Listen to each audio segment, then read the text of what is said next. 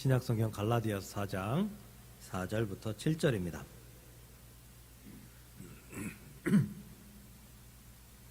갈라디아서 4장 4절부터 7절, 신약 306페이지. 다 찾으신 줄로 알고요. 한 절씩 교독합니다. 때가 참에 하나님이 그 아들을 보내사 여자에게서 나게 하시고 율법 아래 나게 하신 것은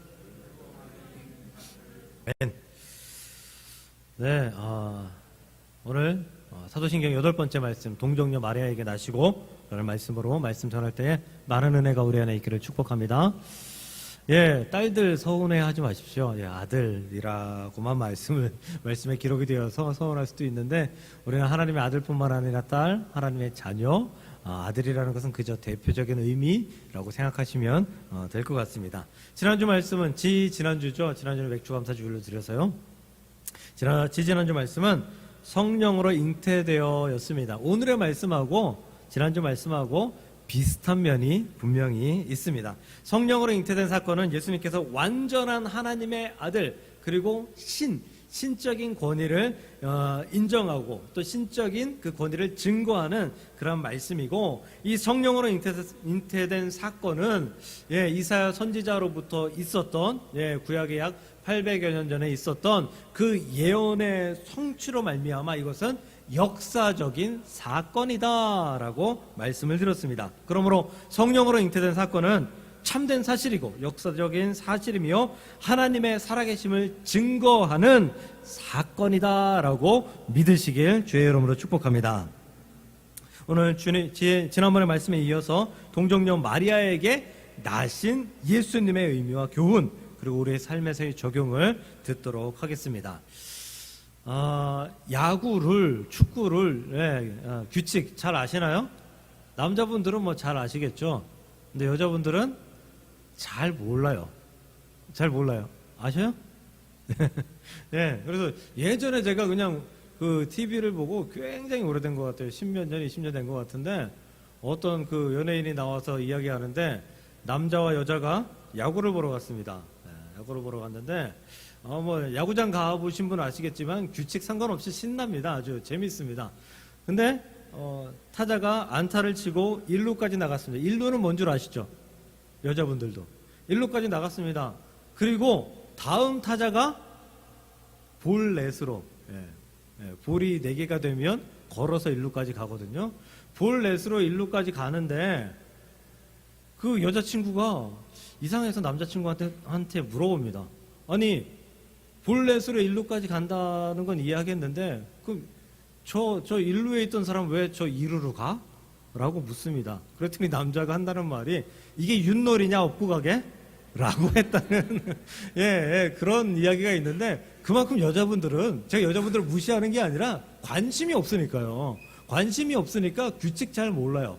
혹시 프로야구, 그 야구 규칙 중에서 낫 아웃 제도라는 게 있다는 거 아세요?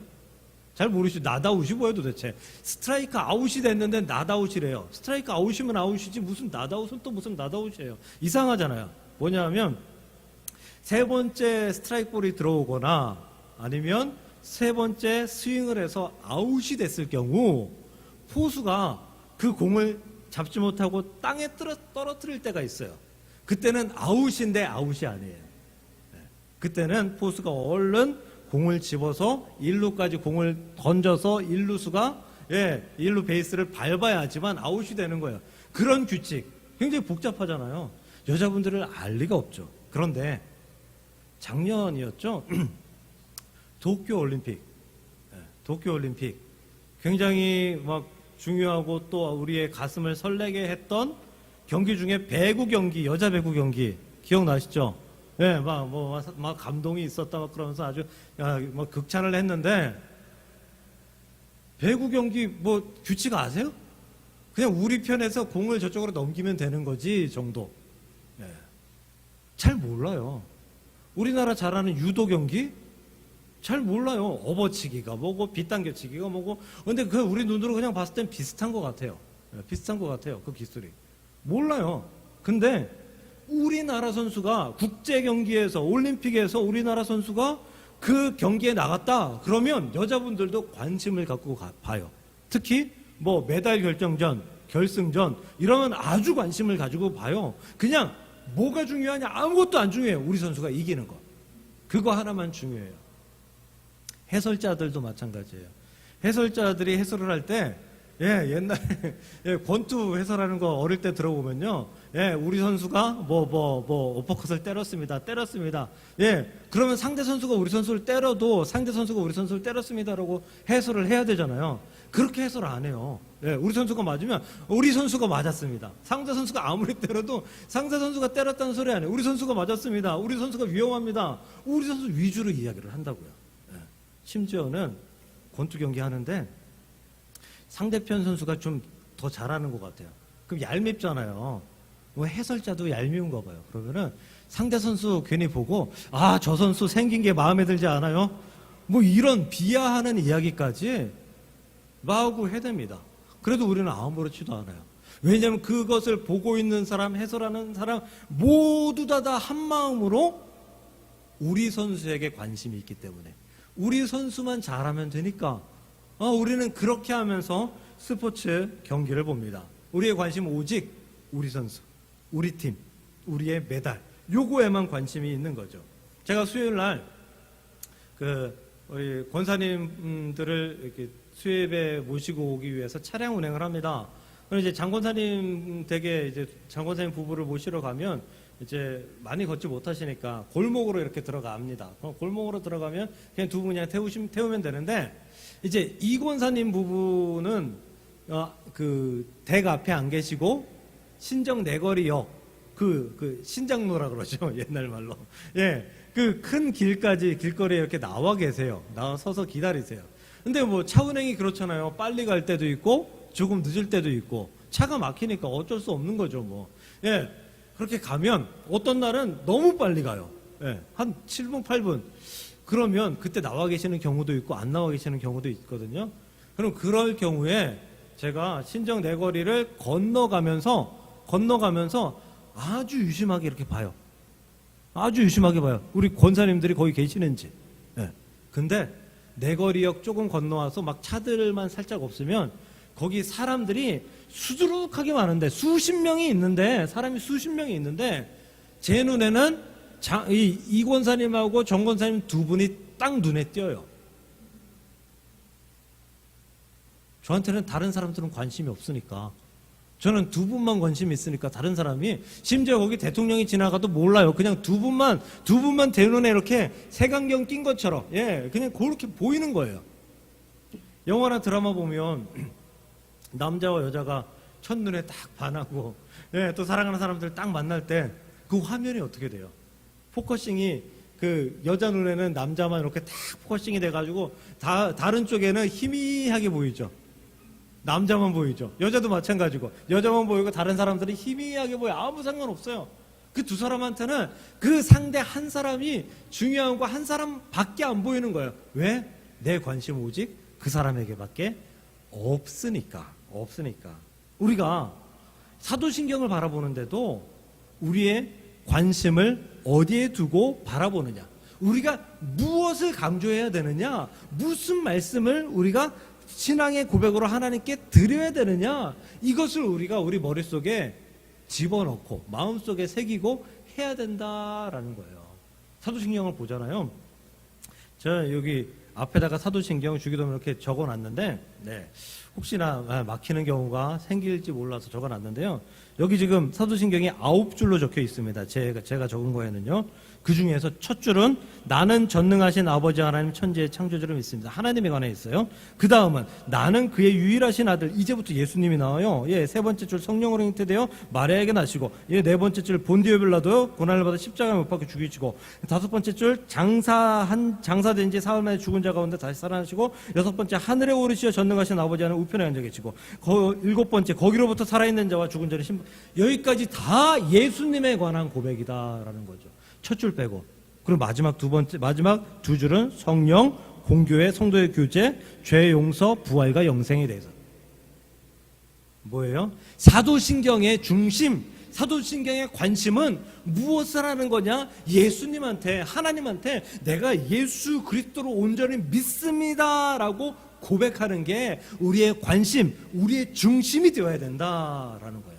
다시 말하면 사도신경에서 예수님을 빼면 그거 필요 없다.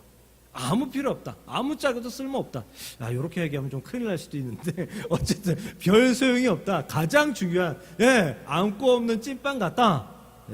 그래서 우리가 사도신경을 하나님께 고백할 때마다 예수님께서 내 삶에 어떻게 오셨는지, 예수님께서 내 삶에서 어떻게 존재하시는지를 고백하는 것에 대해 중점으로 여기고 고백할 수 있는 저와 여러분들 될 수 있기를 주님의 이름으로 간절히 축복합니다. 오늘 말씀 역시 예수님에 대한 고백입니다. 예수님을 낳은 동정녀 마리아가 중심이 아닌 예수님이 중심입니다. 성경의 중심도 예수님이고 세상의 중심도 예수님이고 우리 삶의 중심도 예수님이라는 고백이 있으시기를 주의 이름으로 축복합니다. 천주교에서는 성모 마리아라 그래서 성모 마리아에게 기도도 하고 성모 마리아를 신처럼 섬기죠. 우리는 그렇지 않습니다. 성모 마리아가 지금 동정녀 마리아가 사도신경에 등장하기는 하지만 동정녀 마리아는 수단일 뿐이에요. 그가 훌륭한 사람이었고 아름다운 신앙을 가진 분이었으면 우리가 존경할 만한 분이었으면 분명히 인정하지만 그는 엄연의 우리와 같은 사람이고 하나님께서 사용하신 하나님의 도구일 뿐입니다. 그를 통해서 예수님께서 이 땅에 오셨으므로 동정녀 마리아라는 고백을 하지만 그럼에도 불구하고 중점은 나시고 예수님의 그 나신 모습이 중요하다라는 사실을 믿으시고 동정녀 마리아에게 나시고라는 고백을 할 때에도 예수님께서 거룩하게 나셨다라는 믿음 그리고 마음의 신앙을 가지고 우리가 신앙의 고백을 할 수 있기를 주의 여러분을 간절히 축복합니다. 예수님은 동정녀로부터 탄생할 수밖에 없었습니다. 그 이유는 지난번에 말씀드렸습니다. 거기에 오늘 조금 더 보태도록 하겠습니다. 그런데 예수님께서 동정녀 마리아에게 오실 수밖에 없었는데 성령으로 잉태될 수밖에 없었는데 왜 여자의 몸을 통해서 이 땅에 오셨는가? 왜냐하면 예수님께서 그 공생애를 살기 전 30년 전의 삶은 성경에 그다지 어릴 적의 삶은 많이 기록되어 있지 않잖아요. 그렇다면 예수님께서 하나님께서 30살 되는 그런 모습으로 이 땅에 딱 보내셔서 공생애를 시작하시고 그리고 3년 동안 공생애 사시다가 십자가에 달려 죽으시면 되는 거 아닙니까? 그래서 구원하면 되는 거 아닌가요? 그런데 예수님은 굳이 동정녀 마리아를 통해서 성령으로 잉태되어서 이 땅에 오셨다라는 것입니다. 그것은 하나님의 명령이고 하나님의 예언이 태초부터 있었기 때문인 것입니다. 원시복음이라고 들어보셨어요? 원시복음. 원시인들이 믿는 복음이 아니고요. 원시복음. 들어보셨어야 돼요. 왜냐하면 제가 약 한 달여 전에 오후 예배 시간에 창세기를 시작하면서 말씀을 드렸으니까. 원시복음은 창세기 3장 15절입니다. 제가 읽어드릴게요. 내가 너로 여자와 원수가 되게 하고 내 후손도 여자의 후손과 원수가 되게 하리니 여자의 후손은 내 머리를 상하게 할 것이요 너는 그의 발꿈치를 상하게 할 것이라. 이게 원시복음이에요. 뭐냐 하면 여기서 너는 뱀입니다. 뱀은 사탄을 상징하죠. 그리고 이 여자의 후손은 예수님을 지칭합니다. 왜냐하면 이 뱀의 머리를 상하게 할 자, 사탄의 머리를 상하게 할 자는 예수님밖에 없기 때문인 것이죠. 그리고 이 뱀이 예수님 여자의 후손의 발 뒤꿈치를 상하게 할 거래요. 이건 십자가의 죽음을 상징합니다. 그러나 이것으로 끝나지 않고 예수님은 부활하시고 그 부활하심으로 말미암아 우리를 구원하셨습니다. 이게 바로 원시복음 제일 처음에 성경에서 하나님께서 우리에게 구원에 대해서 설명해 주신 그런 복음이다라고 해서 원시복음이다라고 이야기를 하는 거예요. 근데 이 원시복음에서 우리가 중점적으로 우리가 잊지 말아야 돼. 반드시 기억해야 될 게 있는데요. 그 말이 여자의 후손이라는 말이에요. 여자의 후손. 우리는 뭐 여자의 후손 그래도 뭐 아무렇지도 않아요. 이상하지도 않아요. 뭐 어머니의 아들 이상하지 않아요. 근데 당시에는 이상한 말이다라는 것을 머릿속에 두고 말씀을 들으시기 바랍니다. 혹시 친구라는 영화 보셨어요? 친구. 좀 잔인한 그 르와르 영화 같은 조직폭력배 영화 같은 저도 봤는데요. 거기에서 유명한 대사가 3개, 뭐 더 있을지도 모르겠습니다. 3개 있어요. 제가 알기로는. 처음은 그 유호성 씨가 그 장동건 씨한테 뭐 가지고 와가지고 한다는 얘기가 뭐 하와이를 가라 그랬더니 네가 가라 하와이 요거 하고요. 그 장면 후에 이제 빗속에서 그 전봇대 같은 데에 그 장동건 씨가 그 칼에 찔림을 당해서 쓰러지면서 유호성 씨한테 한 말 뭐죠? 많이 묻다 이가 요거. 그리고 3번째 제가 기억하는 대사는 그 유호성 씨가 학교 다닐 때 고등학교 시절에 학교 선생님인 김광규 씨가 그 유호성 씨 잘못한 거 보고 여기를 잡았는지 귀를 잡았는지 볼을 잡았는지 기억은 안 나요. 하여튼 어딘가를 이렇게 잡고 너가 아버지 뭐 하시노 이러잖아요. 다 아시죠 이거. 나 때는 저 때에는 다 그랬어요. 동네에서 뭐 잘못하고 어디서 뭐 잘못하면요, 너 아버지 누구냐? 이게 그냥 지극히 당연한 질문이에요. 지극히 당연한 질문이에요. 그래서 그 아버지 얼굴에 먹칠하는 거. 그래서 이제 사고 치면 안 되는 거였어요. 이게 왜 그러냐면 부계 혈통 사회이기 때문에 그래요. 어머니가 뭐 하시는지 어머니가 누군지는 그렇게 중요하지가 않아요. 아버지가 중요해요. 아버지, 너희 아버지는 누구고 할아버지는 누구고 너희 조상은 누구냐? 남자가 중요하다라는 거예요. 이 하물며 이 구약시대 아니 신약시대 이거 다 거쳐서 지금의 유대시대까지 이 유대인들에게는 여성은 그다지 중요하지 않은 존재입니다. 여기는 완전히 부계혈통 사회예요. 완전히 부계혈통 사회. 그래서 신약에 예수님의 그 족보할 때 4명의 여인이 등장하는 것 이거 굉장히 불쾌하게 여깁니다. 유대인들. 이 유대인들은요 남자예요. 남자가 남자를 낳는 게 이들의 전통이에요. 이들의 방식이에요. 이들 그 창세기 5장에 보면 유대인들의 첫 번째 족보, 즉 아브라함의 족보가 나오는데요. 거기 어떻게 나오냐면 아담은 셋을 낳고 셋은 에노스를 낳고 에노스는 게난을 낳고 게난은 마할랄렛을 낳고 마할랄렛은 야렛을 낳고 야렛은 에녹을 낳고 에녹은 무두셀라를 낳고 무두셀라는 라멕을 낳고 이름들도 다 어렵습니다. 그런데 이 어려운 모든 이름들이 다 남자예요. 남자가 남자를 낳는 것이 이들의 전통적인 기록 방식이다라는 거예요. 그런데 오늘 창세기 3장 15절에서는 남자가 낳아요? 남자의 후손이에요? 아니죠. 여자의 후손이라고 적혀 있다라는 거예요. 하나님께서 여자의 후손이 내 발 뒤꿈치, 여자의 후손이 너 머리를 상하게 할 것이고 네가 여자의 후손이 발 뒤꿈치를 상하게 할 것이다라고 선포하고 있다는 것이죠. 그래서 예수님은 여자로부터 태어나야 돼요. 여자로부터. 그래서 예수님은 하나님께서 태초에 하나님께서 창세기에서 그렇게 말씀해 놓으셨기 때문에 하나님의 말씀을 이루시기 위해서 예수님은 여자의 몸에서 태어나야 되는 것이 지극히 당연한 일인 거예요. 그래서 예수님은 30살 갑자기 나타나셔서 우리를 위해 십자가 지으시면 그 예수님의 일생은 무용지물이 되는 거예요. 잘못된 거예요. 그래서 예수님은 여자의 후손으로 오셔야 했습니다. 이것이 말씀의 성취, 하나님의 역사의 성취, 하나님의 계획의 성취다라는 사실을 믿으시고 이것이 바로 하나님의 역사를 증명하는 것이다라는 사실을 믿으시며 예수님께서 동정녀를 통해서 이 땅에 오셨다라는 사실을 고백할 수 있기를 주의 이름으로 축복합니다. 예수님께서 여자의 후손으로 오신 또 다른 이유가 있습니다. 무엇인가 하면 인간을 구원하시기 위해서 죄인의 모습으로 이 땅에 오셔야 했기 때문입니다. 인간의 옷을 입고 이 땅에 오셔야 했기 때문입니다. 왜냐하면 오늘 성경 보면 율법 아래에 있는 자들을 속량하시고 라고 했거든요. 율법 아래에 있는 자들을 속량하시는데 그 율법 아래에 있는 자들을 속량하시기 위해서는 신의 모습 그대로 내려오셔서 속량하시면 문제가 생기는 거예요. 똑같이 인간의 모습으로 이 땅에 오셔서 그 인간의 모습으로 오셨지만 그 가운데에는 죄가 전혀 없으신 신적인 권위, 지지난주 말씀드렸듯이 신적인 권위를 전혀 잃지 않고 이 땅에 오셔서 인간의 육신 모습 그대로 계시다가 예수님께서 그 우리의 모든 죄들을 다 도말하시고 속량하시고 죽으셔야지만 우리의 죄가 해결될 수 있기 때문인 것이에요. 율법 아래에 있다는 말을 좀 더 강력하게 격하게 얘기하면 죄 아래 있다라는 거예요. 죄 아래 있다. 율법은 죄인이기 때문에 지키는 거예요. 죄인이기 때문에.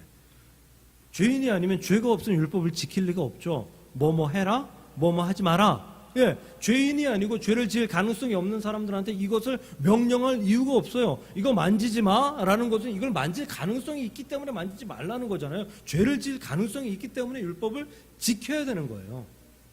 그래서 율법 아래 있는 자라는 뜻은 죄인들이라는 뜻과 동일한 뜻이에요.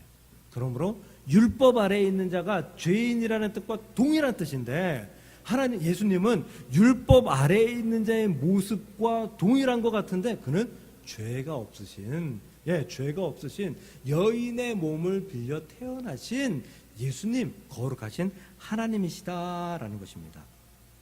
세상에선 보이는 죄를 지어야지만 벌을 받죠. 보이는 죄를 지어야지만 벌을 받아요. 누구를 때리고, 누구 것을 훔치고, 이래야지만 죄를 받습니다. 그런데 나 누구 거 갖고 싶어, 훔치고 싶어라는 마음만 품으면 그거 벌을 받지 않아요. 행동으로 옮기지 않으면 벌을 받지 않아요. 근데 하나님은 어때요? 그것도 죄다라고 말씀하시죠. 예수님을 통해서 그러잖아요. 여인을 보고 음욕을 품으면 그것은 가늠한 것이나 마찬가지다. 사람을 보고 죽이고 싶으면 살인하는 것과 마찬가지다라고 말씀하시잖아요. 그 말씀. 그렇다면 헌법은 그런 사람은 처벌하지 않지만 하나님은 그것도 죄인이라고 했으니까 하나님 편에서는 그것도 처벌 대상인 거죠. 구원에서 탈락되는 대상이다라는 것입니다. 그렇기 때문에 하나님은 그 율법 아래에 있는 모든 사람들, 평생 죄를 안 짓고 살아가는 평범하고 의로운 사람 같은 그런 사람들까지도 하나님은 모두 다 죄인으로 규정하시고 그 죄인들을 위해서 예수님을 여자의 후손으로 죄 없는 자의 모습으로 이 땅에 보내주시고 그리고 그로 말미암아 우리의 죄값을 치르셨다, 속량하셨다라는 것을 믿으시길 바랍니다. 요즘 대한민국 직장인들의 꿈이 아파트 한 채, 서울에 아파트 한 채 사는 거죠. 참 그 직장인들의 월급을 수십 년을 모아야지 겨우 한 채 살 수 있다는 게 참 믿기지 않는 현실입니다. 삶을 살면서 자기 집 한 채 있는 것이 사실 어쩌 보면 지극히 당연한 것인데 그게 되지 않는다? 그게 어려운 세상이다? 참 이 세상이 참 말세이긴 말세인 것 같습니다. 근데 얼마 전에 집값이 막 천정부지로 올라가니까 20, 30대 젊은 이제 사람들이 뭐 연끌을 했다 뭐 그러면서 아파트를 막 구입을 했잖아요. 연끌을 했다라는 것은 내가 가지고 있는 돈을 다 끌어서 샀다라는 의미가 아니라요. 그것과 동시에 내가 받을 수 있는 모든 대출을 다 끌어가지고, 그래서 샀다라는 거예요. 지금 이 금리가 좀 오르고 있잖아요. 또 아파트 가격은 좀 약간, 아주 약간이지만 떨어지는 추세다. 이러니까 이 사람들이 지금 잠을 잘 수가 없어요. 잠을 잘 수가 없어요. 왜요? 지불할 능력이 되지 않았는데 지불하고 사버렸거든요. 지불할 능력이 되지 않았는데 지불하고 사버렸어요. 지불할 능력이 없는 사람은요, 사면 안 되는 거예요. 그게 하나님의 법칙, 예수님의 법칙입니다. 예수님은 우리의 죄값을 지불할 능력이 있으신 하나님인 줄 믿으시길 바랍니다. 요즘 가장 이슈가 되는 사람은 뭐 푸틴이고 젤렌스키고요. 그리고 그 다음에 사회적으로 이슈가 되는 사람은 일론 머스크입니다. 테슬라, 일론 머스크. 이 사람이 그 트위터인가요? 그거를 이제 계약하고 구입하려고 했죠. 계약했죠. 근데 오늘 아침 제가 아침에 일어나서 이제 찍고 잠시 시간이 있어서 인터넷 뉴스를 좀 봤는데 계약 해지를 고려하고 있다라고 합니다. 계약 해지. 근데 계약 해지 위약금이 무려 1조래요. 1조. 야, 로또 복권 당첨금이 요새 얼마예요? 뭐 한 1, 20억 된다 그러더라고요. 그럼 로또 복권이 한 50번에서 100번 정도 연속 당첨돼야지 1조 되는 거예요. 더 되나요? 계산이 맞나요? 하여튼 어쨌거나 뭐 50번에서 100번인지 500번에서 1000번인지 잘 몰라도 그렇게 되는 거예요. 근데 이 사람은 그걸 지불할 능력이 있어서 계약을 했고 지불할 능력이 있어서 파기를 고려하는 거예요. 예수님은 이보다 더 큰 지불 능력이 있으신 분인 줄 믿으시길 바랍니다. 그래서 그가 완벽하게, 조금도 남김없이 완벽하게 우리의 죄값을 치르신 분이십니다. 그러기 위해서 예수님은 여인의 후손으로 율법 아래에 있는 자의 모습으로 이 땅에 내려오시고 우리의 모든 죄를 속량하셨다라는 사실을 믿으시고 고백할 수 있기를 주의 이름으로 축복합니다. 마지막 세 번째로요. 세 번째는 간단합니다. 예수님이 우리 죄를 위해서 대신 속량 지불하신 이유입니다. 그것이 바로 오늘 말씀에 등장하고 있는 아들의 명분, 아빠 아버지라고 부를 수 있게 하는 아들의 명분을 얻게 하기 위하심이다라는 것입니다. 이 말씀은 로마서 8장 15절에도 등장합니다. 너희는 다시는 무서워하는 종의 영을 받지 아니하고 양자의 영을 받았으므로 우리가 아빠 아버지라고 부르짖느니라. 즉 뭐냐 하면 우리가 예수님을 믿고 구원받기 전에는 하나님은 어떤 하나님이냐 하면 두려운 하나님이에요. 무서운 하나님이었어요. 그래서 하나님께 얼굴을 들어 하나님을 감히 바라볼 수 없는, 왜냐하면 우리에겐 심판의 그늘이 있기 때문에 그랬는데 예수님께서 우리의 죄를 속량해 주신 이후에는 우리가 하나님을 아빠 아버지라고, 양자의 영을 얻어서 아빠 아버지라고 부를 수 있는 하나님의 아들, 하나님의 딸, 하나님의 자녀가 되었다라는 거예요. 이미 이 하나님하고 큰 상관이 없는 사람에서 완벽하게 하나님의 자녀가 되었다. 무엇 때문에? 예수님의 십자가 때문에, 속량 때문에 그렇게 되었다라고 말씀하는 것이다라는 것이죠. 우리가 우리에게 주어진 죄를 해결할 능력이 없어서 하나님의 자녀가 될 수 없었는데 그 죄를 해결해 주심으로 우리는 그 자격을 얻게 된 거예요. 얻어서 그 자격을 누릴 수 있게 된 거예요. 여기 이 새로운 그 개역 개정판에는 아빠 아버지, 우리 아까 찬양할 때는 아바 아버지, 똑같은 말이에요. 아빠 아버지라고 더 친근한 말을 썼는데 우리가 아빠라고 부를 때는 그 아빠에게 요구하는, 요청하는, 그리고 사랑하는, 그리고 친밀감 있는 그 우리가 표현 못하는 많은 것들이 있잖아요. 하나님과 우리의 관계가 그렇게 변하게 만들기 위해서 예수님은 십자가에서 우리의 죄를 도말해 주셨다, 속량해 주셨다라는 것입니다. 그러므로 동정녀 마리아에게 나신 예수님을 고백하는 것은, 신앙으로 고백하는 것은 예수님께서 우리를 구원해 주셔서 우리가 하나님과 아무 상관없었지만 지금은 하나님을 아빠로 부를 수 있는, 아버지라 부를 수 있는 자녀로 삼아주셨다. 그것에 감사합니다라는 고백이라는 사실을 믿으시길 바랍니다. 말씀을 정리하겠습니다.